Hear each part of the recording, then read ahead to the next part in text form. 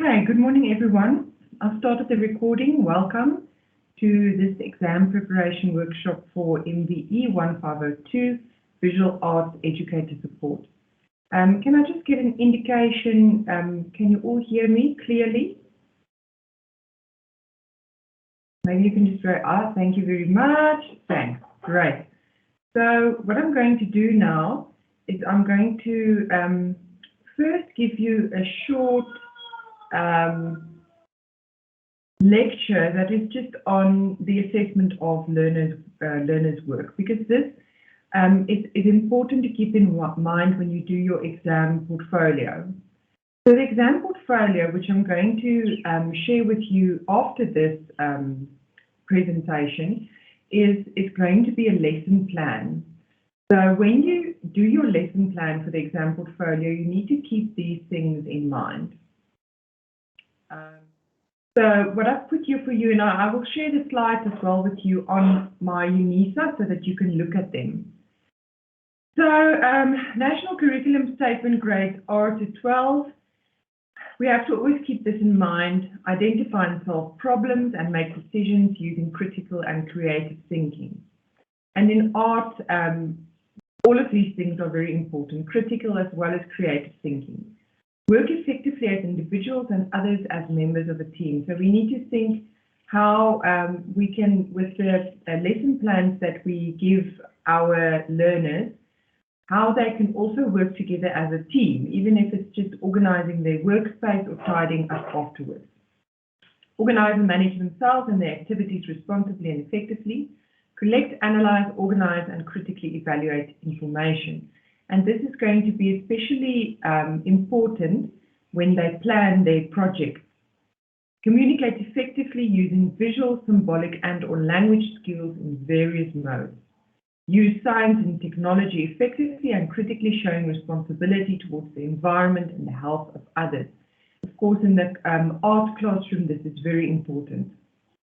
Safety, not being wasteful, all those kinds of things. And then demonstrate an understanding of the world as a set of related systems by recognizing that problem-solving contexts do not exist in isolation. So we always keep these things in mind. Now, what I'm showing you here is not set in stone, but for me, this is a great way of thinking how, when you plan a lesson for visual arts, just how to organize your day or your week or the project. So we need to spend about 30% of the time of each project to develop ideas and to experiment. And then we also need the bulk of the time, 40% about, is the making of the creative artwork. And then the third step, which we often forget about, is evaluation and theory. So at the end of each project, there has to be some self-reflective activities or maybe some peer assessment, or the students need to talk about their process or their work. And then for you as an educator, there needs to be some theory. Now, the theory will also sometimes be part of the development of ideas, but there always needs to be some theory, color theory or whatever you may choose. Okay, so the first part, conceptualization and planning. Give specific activities for learners' source books. So the learners should have some kind of file or a book in which they, or an idea book in which they make sketches or paste pictures or write notes so that they can plan their art projects. You must help them to be creative by suggesting different approaches. You must encourage them to experiment in their idea books. So to inspire learners, it's also always good to show them examples of other artists' work. And I'm going to show you some websites in a moment where you can find a lot of these things. Show them sketchbooks and journals or source books by other learners from previous years. So if you've got really good learners in one year, you can keep some of those source books and then you can show them to your learners. Frequently assess and discuss their work in the source book. Then the making of the artwork. especially for intermediate phase, it's very important that you choose a specific technique and medium for each task. When learners are older, they can start doing this themselves to a certain extent, but you need to tell them how to do something and what to use. Guide practical classes with daring, confidence, and enthusiasm. This is sometimes difficult because we sometimes also don't feel like we have a lot of confidence maybe in a specific medium. So my advice to you is try always and choose something that you also feel comfortable with. And then if you don't feel comfortable, fake it until you make it. You need to make the learners also feel empowered by you having confidence. Taking contextual factors into account, set practical briefs that challenge and interest learners. So we have to think about the context of our learners, our specific schools, what the learners would be able to do. Assist and guide learners to sustain work from the initiation to the realization into a final artwork. Very important. It's sometimes very difficult to keep the same energy going throughout the whole project. But as an educator, you have to keep doing that in order to just keep the flow going. And then be open-minded about different solutions to practical projects. So if your students have good ideas, encourage them so that they can also start following their own path. Demonstrate, explain, refer to work of relevant artists. So throughout the making, maybe you see a student is trying something, try and find an image of an artist that does something similar and show that to the learners. Continuously do informal assessment. So while the learners are working, you can tell them, for example, I like what you're doing here, but do you think these colors are working? Let's go to the color wheel and see if we cannot maybe find a better solution. Try to guide learners to come up with their own solutions rather than imposing your ideas on them. If we keep imposing our ideas on learners, then they are going to stop thinking about, how they can do things better. So I think this is an important point, to try and encourage them to be creative. And then have regular critique sessions. This is related to the point of informal assessments, but a critique session is a little bit more formal. So, for example, what you will do here is you will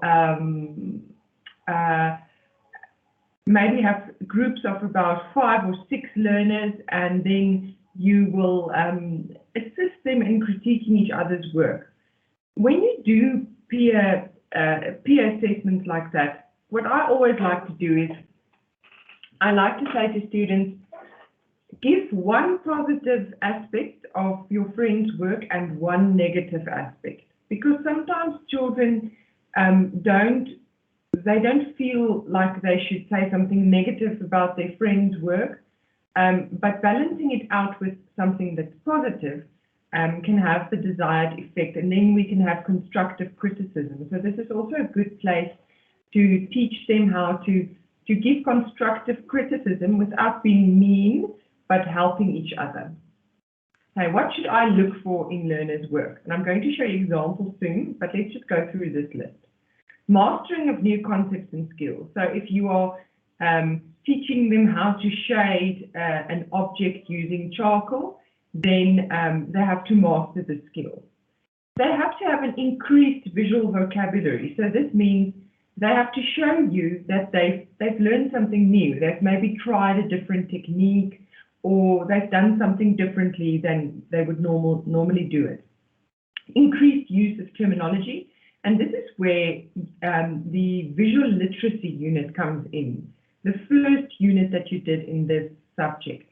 Increased ability to listen well, respond to instructions, and work with others. Increased awareness of investigation, experimentation, and reflective practice.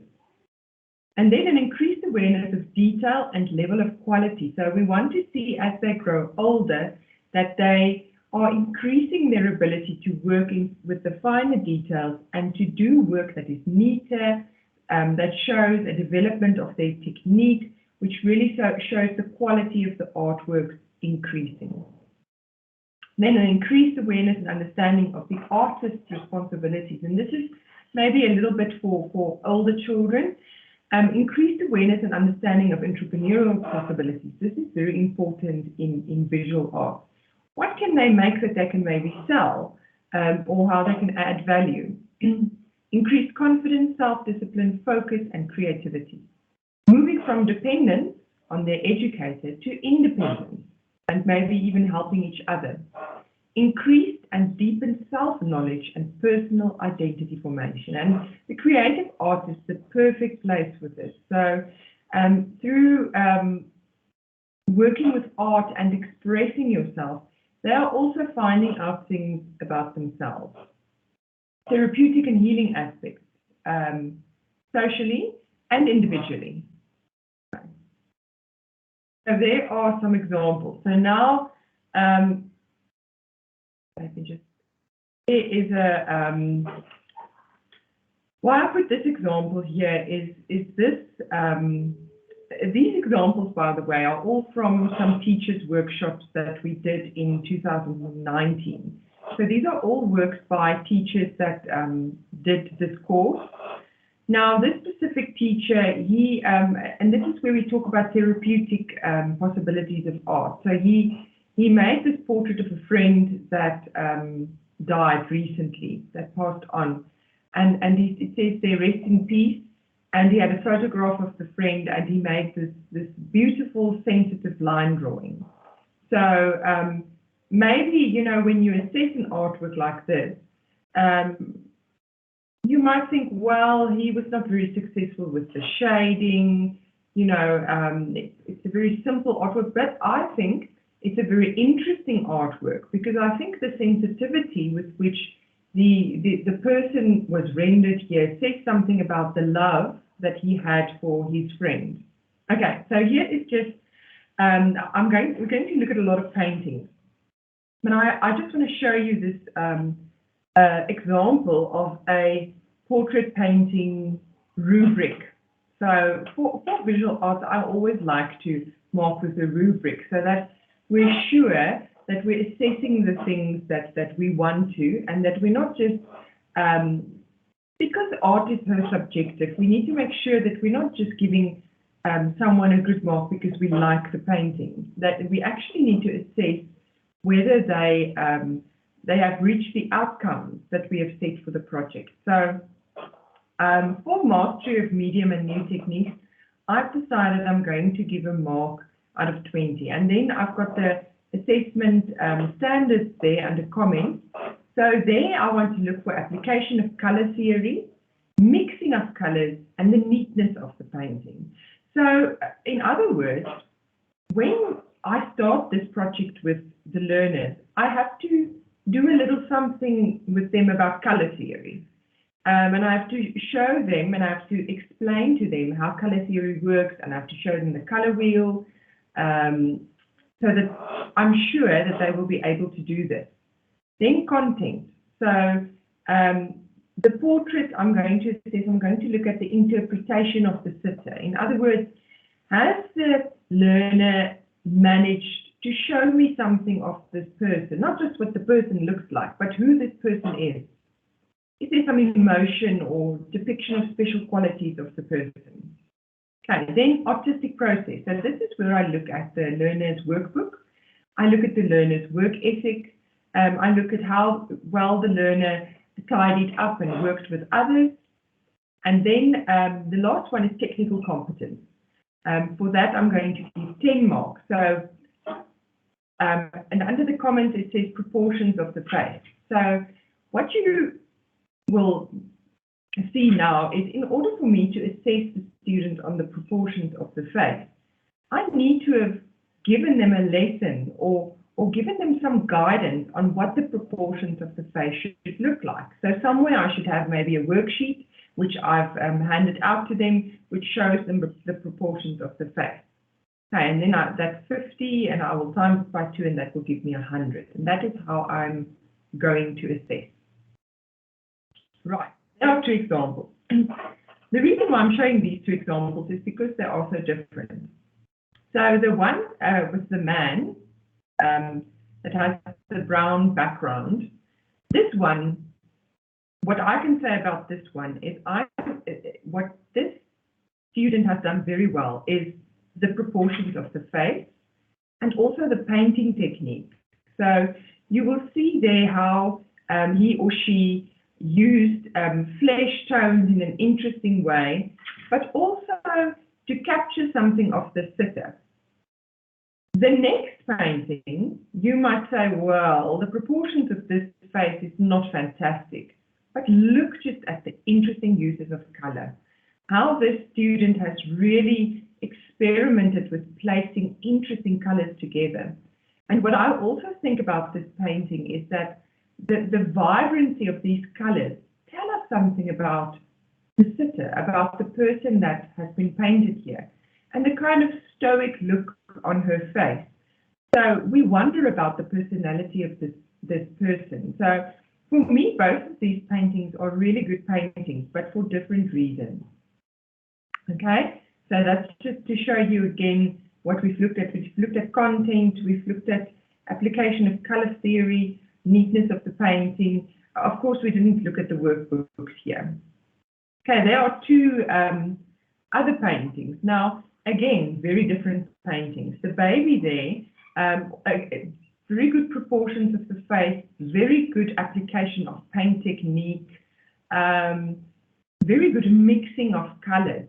And then also the way that it is she who painted this, but the way that she painted, for example, the clothing of the baby is very interesting. So although it's not realistic, it creates such a wonderful effect, the white and the soft, different colored spots. So I would say this is a very good painting for all of those reasons. Now the one next to it, we might think, oh, this is not, if we put it next to the one of the baby, it's not so great.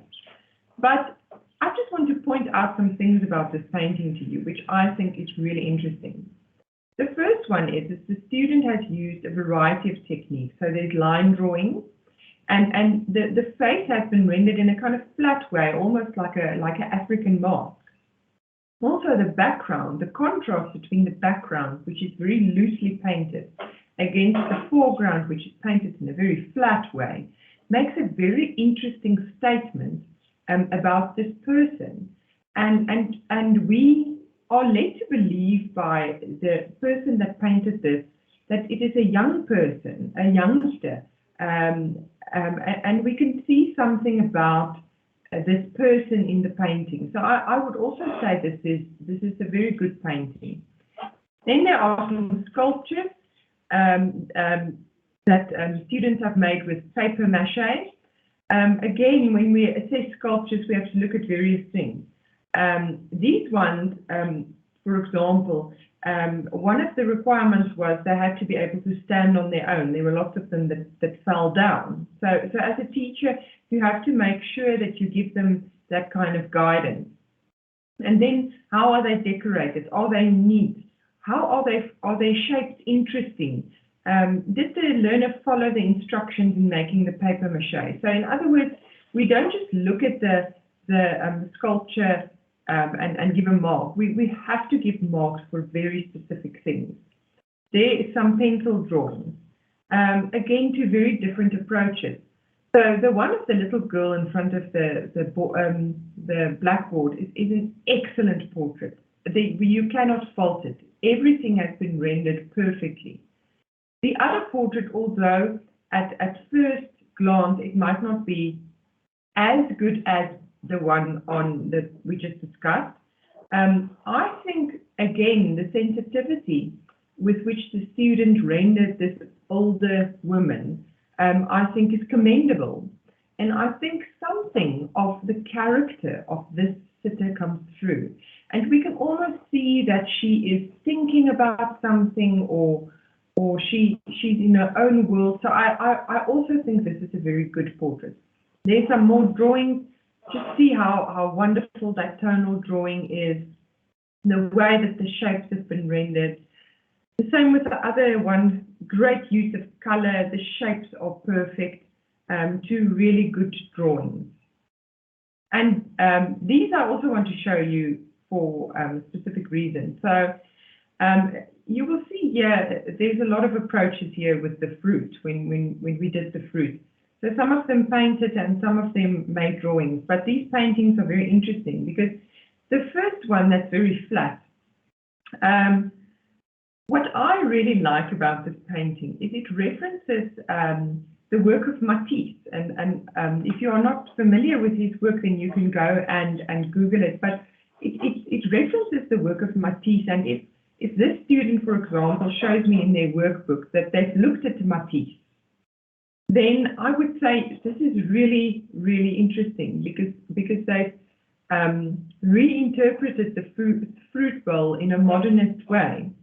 And then the other one, of course, is an excellent example of good mixing of colors, shading, proportion, shape. The background is interesting. It's a really great painting. There's some more examples. Someone placed the fruit in a glass bowl, which was quite interesting. And then another student had the fruit in a basket, and a very beautiful, neat little line drawing. So I'm showing you all of this just to show you the variety of what we can expect of students and what we can allow them to do, and that we can give them marks for various things which they do well. Okay, and there's just an example of a collage, which I thought was wonderful. So for the collage and mixed media, some of you also did those assignments. Just look at the movement and how vibrant it is, and how the images were chosen in colors that work so well together. And there's another one, very interesting one. I think this one has a lot of humor. It makes a political statement. The composition is wonderful. If you look at the balance of elements that was put into this collage, I think it's a really great example. And there are some prints. Again, there's interesting textures, there's interesting line work. We can look at the compositions. The one with the car, for example, I think the composition is very interesting. Note how, for example, at the bottom, it's very dark, and at the top it's lighter, so it creates a very interesting balance in the work. And there is another interesting interpretation. So this is one of these where you take all kinds of interesting textures and you put it underneath a paper, and then you rub with a pencil or charcoal. So this teacher has done that with the portrait project. This is also a very interesting idea. So I hope this gives you some ideas for lesson plan. And that is it for this one. Let me just stop presenting. And then, is there anyone that has any questions about the presentation that I just did? Anyone, you can raise your hand and then I will give you a chance to speak. Okay, great. So what I just want to show you next is when you do your lesson plans. Remember we talked about theory and that we need some theory for the learners. Now, sometimes it's difficult to find information, especially if we don't have access to a good library, or in COVID it was difficult because we couldn't go to some of the libraries. So what I want to show you is just two very good resources where you can find information and images on art. And I'm going to share that with you here on my screen. Let me just find it. No, that's not what I want to share. I want to share my browser with you. So here we go. So this is a great website which is called smarthistory.org. And they've got wonderful articles on just about anything that has to do with with art. So, for example, there's something there about modernism, and you can see there's all the different art movements. And what's really great about this website is there are lots of videos. And if you have the facilities at your school, let's look at 4 of them there, because we looked at that example that looks like Matisse. So, for example, there's a whole discussion of that artwork. So, and on the website, they explain the whole artwork. And that will help you if you show the pictures to your learners to work through the artworks with them. So that's smarthistory.org. I just want to show you one that has a video, because there are lots of them that have very good videos, and now I can't find any of them, but there are lots of them that you can, for example, just show you. There we go. So a lot of them have videos, and the videos are very short. They're just about 3 or 4 minutes each. And then they explain the artwork. So this is a very, very nice resource that you can use in your teaching. And then there's this one, which is a really great website. And it's actually specifically geared towards school children. So, for example, I saw this morning, there was one on colors, on how to use the color wheel. But now it's gone. But anyway, there we go. So, for example, there's one there that is all about how to use a color wheel. So it can help you. So if you need to be reminded of how to use a color wheel, then you can go to this website and you can look at the video. Or you can show this video to your learners if you have the facility. So this is a really, really helpful website. Okay. So when you do your lesson plans for the exam, I want you to look at these kinds of things. And I want you to look at examples of artists on Smart History that you can show to your learners and explain to me how you're going to use that artist to help your learners. Okay, so let's just look at the exam question paper. Share that with you. I haven't opened it yet. Opened it yet.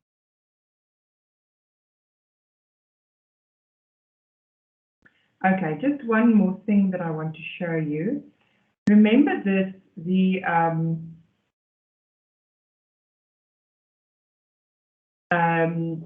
study guide. So this is the study guide for this module.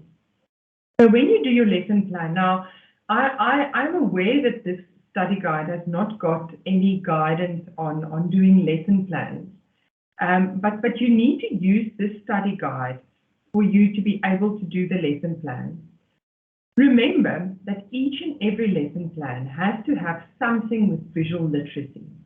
So this is where the websites such as Smart History and Little Art Talks will help you, because you need to have some or other activity which has to do with analyzing an artwork or color theory or drawing techniques or emotion in art. So you need to have some kind of element of visual literacy.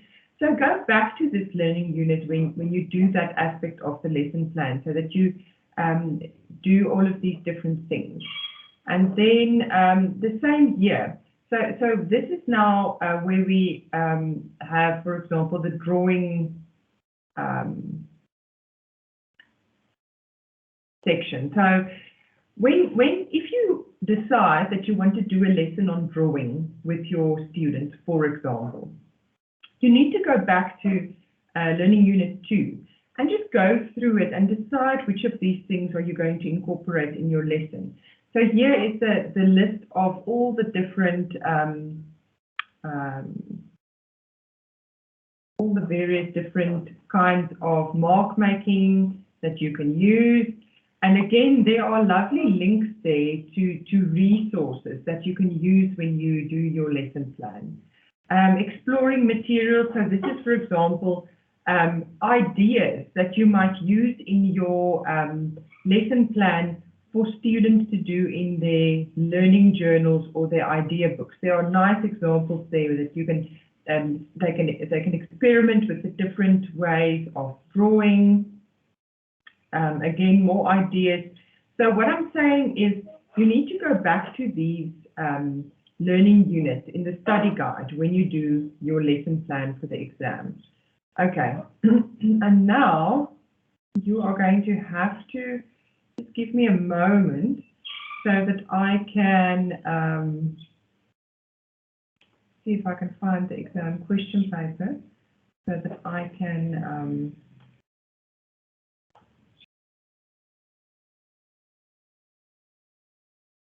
just show you the exam paper.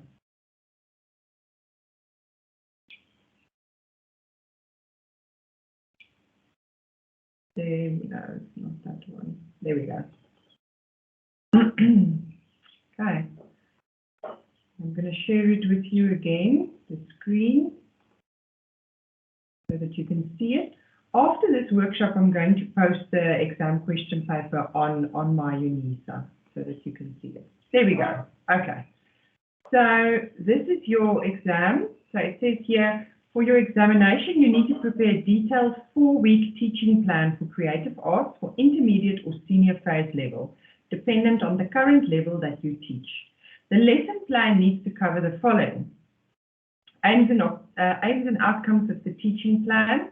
So what do you want the learners to learn? And you can go back to all of those things which I had on the slideshow, which I will also put on my UNISA. Classroom activities, including listed materials used. So you need to tell me, what are they going to do in the class? They're going to do some research from books, then they're going to have a presentation, then they are going to do their planning in their workbooks, then they're going to have a peer assessment. After that, they're going to make their artwork, and this is the steps that they're going to follow. So I want quite a detailed explanation of what you are expecting the learners to do in the classroom. In an art class, it's quite important that we plan our activities carefully to keep the learners occupied, so that they don't for weeks on end just sit in the class and not really do anything at all. Okay, then your assessment criteria. So what is the assessment criteria that you're going to use? And then with your assessment criteria, you need to do an assessment rubric, such as the example that I've showed you. And then we also need a reading list or resources. In other words, what are you going to give the students? What images are you going to show them? What are you going to give them something to read? You don't have to, but I want to see what are you going to give the students to help them to do the project. In other words, if you're doing a painting project and you're going to assess their use of color, then you need to give them some color theory, or you need to show them a video about color theory so that they know what is expected of them. And then you will also receive a mark out of 20 for the general appearance of the portfolio, including illustrations and photographs, as well as examples of worksheets. And I think these are easy marks, so please take care in how you present your portfolio. So then it will be a total of 100 marks. Guidance. The teaching plan should cover a period of 4 weeks for a school in which learners will have 2 hours per week to work on their project in class. So there can also be some homework activities, that's also fine. But if you are able to plan it so that they can finish it at school, that's also great. Please use the study guide provided for you to prepare your lesson plan. You may use the template provided on page 3 and 4 of this document. You may also use your own format. I'll show you the template now. If you presented this lesson plan with your learners, please include photos and examples of learners' work. You will receive higher marks if you include either examples of your learners' work or photographs of your own attempt at completing the artworks of projects described in your lesson plan. You are also allowed to give me a lesson plan of a lesson that you've already done with your learners at school. But then I just want it written out in the format which I've described now. So maybe sometime in this year you did a painting project with students that was really good. You can complete a lesson plan for that for me and include examples of the learner's work. The due date is the 20th of October before 10 p.m. So you have about 4 weeks to do this. Please submit via MyUnisa. No late submissions will be received, and no email submissions, please. And then there's just a workshop. And there I've made a little template for you, but you don't have to use my template. You can use your own template. This is just if you want to. So creative arts lesson plan, phase and grade, aims and outcomes, what do you want the learner to learn, and then description of the project. So this is just a short synopsis, something like the learners are going to make paper mache animals that they have seen at the zoo at their outing.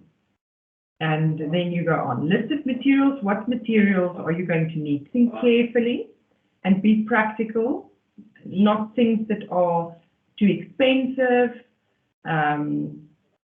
It's always good to use recycled materials or things that learners might have in the home, classroom activities and homework. So you need to think of each of the 4 weeks, what they're going to do. Maybe the first week they're going to work on their ideas.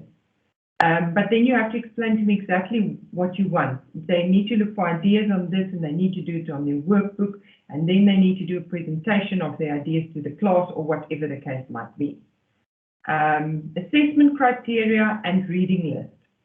And then the other thing, so the reading list, again, it's not necessarily books or articles. It's maybe just what you are going to give to them in terms of a video or pictures that you're going to show them. Maybe you're going to give them a short thing to read about an artist. That is up to you. And then attachments, your marking rubric, photographs or illustrations, and worksheet examples. So maybe you have a color theory worksheet, or you have, like I've shown you now in Unit 2, where we have different drawing techniques. Maybe you have a worksheet with blocks where you let them try out different drawing techniques, and then you're just going to give that to them. Okay, then I'm going to stop sharing, and then I'm just going to open the floor for questions. Is there anyone that wants to ask something about this exam? Yes, Roseanne Scott. Good morning, can you hear me? Morning. Okay, we can't hear you.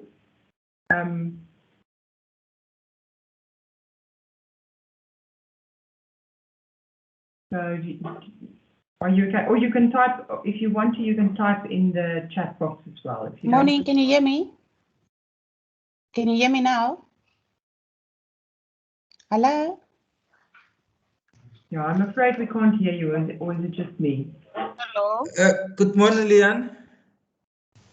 Just me. We can hear you, Roseanne. Yeah, Can you hear me? Leanne, it's on your side. We can hear the student. Okay, now I can hear you. I can hear all of you. Can you hear me now? Yes, I can hear you. It was me. I was my sound was on the Bluetooth. Okay, perfect. Thank you so much. I just want to find out, is it possible that we can use a theme? For example, if we can use like a heritage theme to go with the 4-week art, or we only allow? Okay. Yes, so a theme is great. I mean, maybe you have a heritage theme or you have an environmental theme. That's wonderful. And that is part of content. So when we spoke about content, then if you, for example, have a heritage theme, then you will discuss the content and how the student responded to the theme of heritage. So that's great. Wonderful. Yes. Any other questions? No, that's fine for me. Thank you. Okay. Anyone else?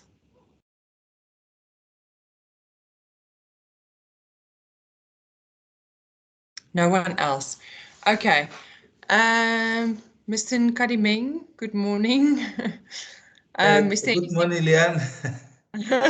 How are you? I didn't see you come in because I was so busy presenting the workshop. I'm very well, thank you, and yourself. Thank you very much. Is there nothing else that we want to ask you? The only other thing which I really want to do, and you're just going to give me 1 or 2 minutes to do that, is what I want to do is I want to just post the link on the chat. I've posted it on my UNISA as well, so you should receive it via your My Life emails. Just a short survey, because you know that's for us to be able to help you more and to make the course better. So I just want to ask you, it's not compulsory, but if you've got the time that you can just fill in the short survey for me. I'm just waiting for the link to load here. And can I just get an in? Yes, I see it says Prof. Mafuta. You are welcome to ask a question. Good morning, ma'am. Good morning. Based on I received the link, then I completed the link. So the challenge I came across was on the last question. Yes. The question that is asking which part did we like the most. Just say again, what was the challenge with the last question? We're supposed to choose which part did we like the most during the course. Yes. So the problem is that they're only allowing us to choose one. What if we had more than one part that we liked? No, I think just choose the one that was really the best for you. So that you know, if you really have to choose one, then you know, then that would be the one. So I think that is the best I can, the best advice I can offer you, because you know, I think you know, just to keep it simple, that is the reason why I did it like that. Let me just see.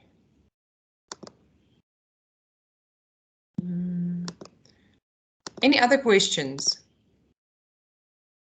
Any other one? Okay, I'm just going to quickly post that link in the chat as well. Under announcements. No.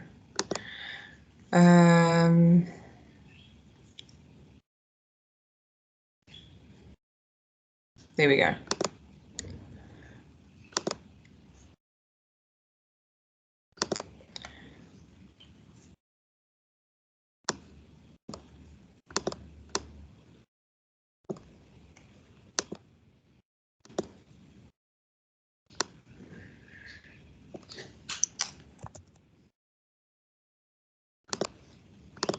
Okay, so if you can all see it there. There we go. So that's the link for the survey. If you could please fill that in for me, then that will be great. Yes, Roseanne or Ruzan, what is it? Hello, this is Ruzan. Okay. I just want to find out, are we allowed to complain about the assignment 3 here, or should we email the lecturer personally? You know what? I think so. So the primary lecturer of this module is Nziswa Mavuso. Do you have her email address? Yes, I do. Okay, you can email her, but you can. I'm going to put my email address also here in the chat, and then you can just CC me on that email, please. Okay, so if. Okay, that's perfect. Okay, so you can email Miss Mavuso, but you must please CC me as well, so that I'm also aware, because I am the coordinator of community engagement for the department. So then I know also what's going on. Thank you. I just want a second opinion on my assignment. Okay. And what went wrong, because there was things that was asked of us to do, but it's not in the rubric. And I don't think that we got marks for it. So we did things. Okay, but I'll let you know. Thank you so much. Please just send me an email. Is there anyone else that has any concerns about assignments or anything that you still want to ask about the exam? Yes, Marnay van die Kerk. Yeah, I also had a bit of a query about assignment 3. Okay. It wasn't an easy assignment to start off with, and yeah, but I can see where the lecturer is coming from, the person who marked it. but also, you know, it's not something that we normally do as our visual art teachers. So yeah, I think I might also follow the same route than Roseanne is going to do. Okay.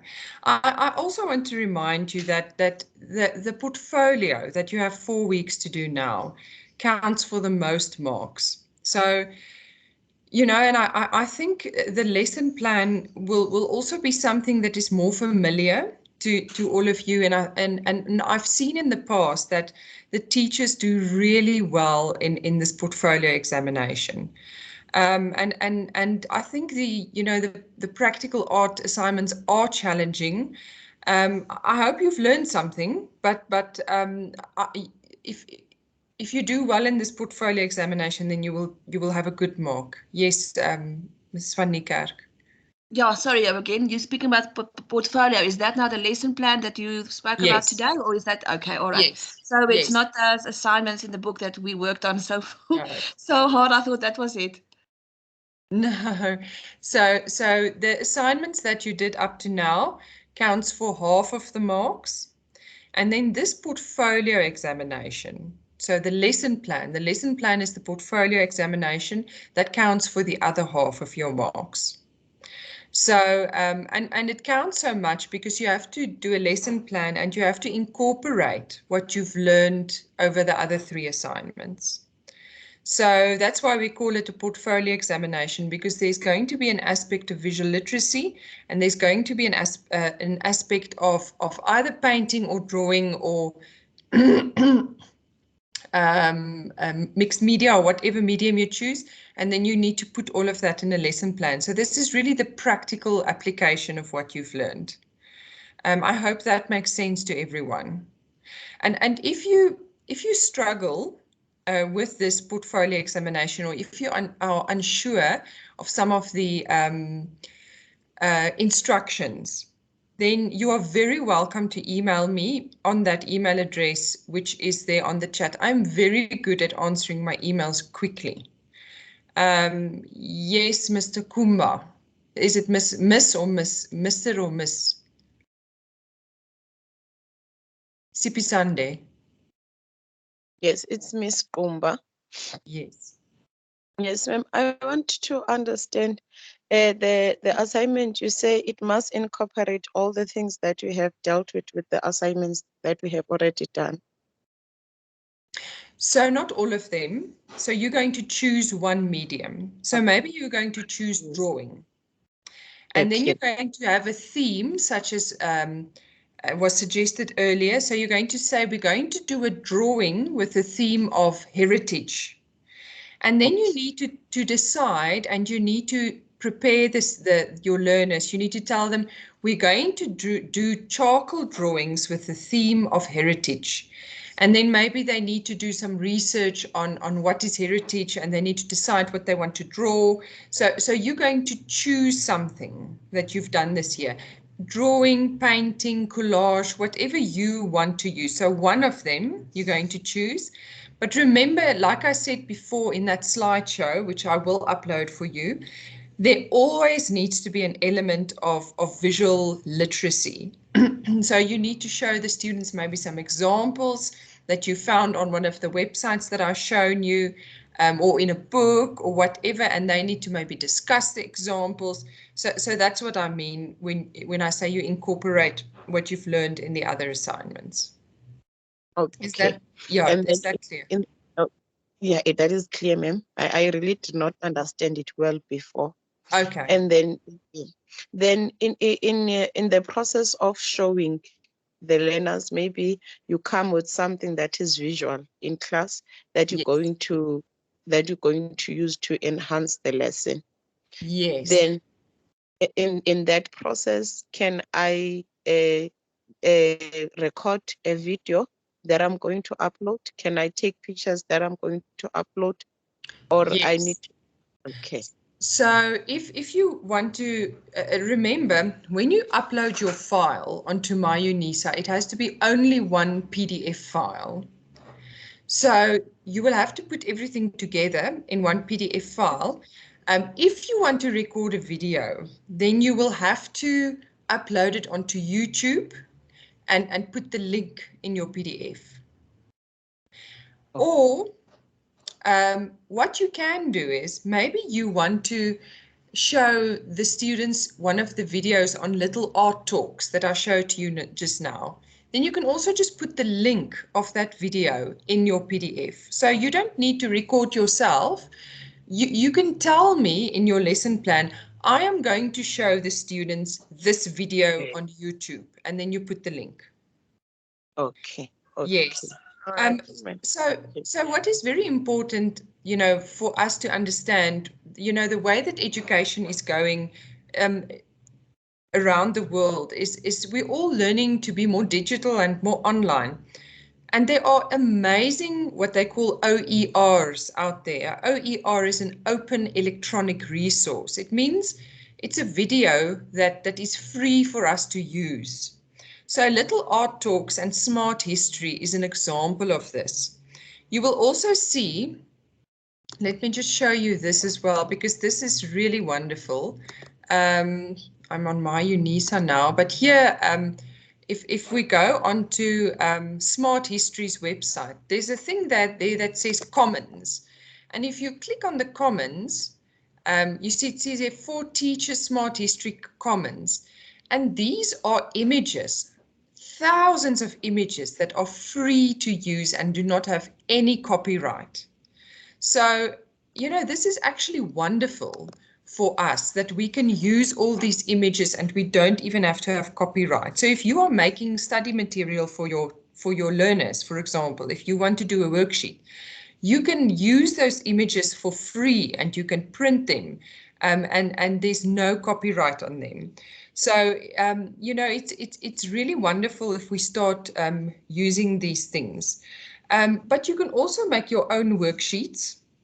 So maybe you can just make a worksheet where you you put a picture and on the worksheet it says, look at the, for the students, look at the picture and discuss maybe the use of line, discuss the composition, so that the learners understand what we need them to get out of the lesson. Okay, does that make sense? It makes sense, ma'am. It makes sense. Okay, thank you. But please do email me if you are unsure about something. Okay, and also if I'm getting you well, I think within this period of 4 weeks, our lesson plan must build up. Like if we are, let's say I'm doing drawing, my theme is drawing about heritage. So the lesson plan in the 4-week period, my lesson plan should be building up on the content that this is where they started and then they went and went. Yes, so if we go back, for example, let me just go back to the PowerPoint presentation so that I just show this to you again. There we go. So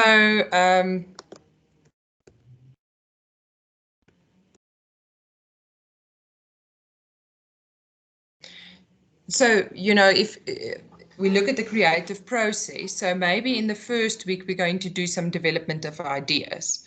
And how are they going to do that? They're going to do some research in books, or you are going to show them some pictures. They're going to make some preparatory sketches in their workbooks. So that might be the first week. And then the second week, they might give a presentation on their ideas in small peer groups, and then they start making the artworks. Third week, maybe they continue to make the artworks, and then at the end of the fourth week, we do some theory and we evaluate or whatever. So we need to incorporate all of those aspects of the creative process over the 4-week period. But remember, you can also give them some homework. So you can maybe tell them that in class, you do the theory with them, maybe in week 1. You do the theory with them in class, and you give them worksheets. And then maybe they must do some research at home. So you must think creatively about how you're going to use the time in class, but also give them something to do on their own at home, which is, of course, age appropriate. So some learners who are older might be able to do more things at home, learners who are younger might need more time in class. So that is up to you how you structure your 4 weeks. But they have to go through the whole creative process and make the artworks in 4 weeks. Okay. Okay, well understood. Thanks. Okay, great. Are there any last questions? I don't see any more questions. Okay, thank you very much all for coming. We were exactly one hour. Marnay van Niekerk, yes? Sorry, I just want to know the work that the lesson plan we put together, it's based on whatever we have to cover in our caps. Am I right? We can't just pull out something out of the air. It has to be covered in caps. Yes, so it has to be covered in caps, but you can be creative. So for me, personally for me, it's not that important. The caps element is not that important at this stage. But what I want you to see is the process, how to incorporate the process of getting an art project done within a lesson plan. So I'm not a cap specialist, but of course you work with caps in your classrooms. But what I want to see, so I know about, you know, how to teach. That is what I know about, and I know about art. So I want to see that you manage to get whatever you decide to do within a lesson plan. That's what I want to see. So how you've planned the activities, how you've selected the materials, how you've incorporated theory, how you've incorporated visual literacy, that is what I want to see. That is the most important thing. But yes, CAPS is what you work with. And I think, you know, it is great if you can test the lesson plan on your learners. If you can't, that's also fine. Then I just want to see maybe some examples of where you've tried to make the artwork. But as I say, you can also use a project that you've already done with your learners, and you might have some examples, and just write out the very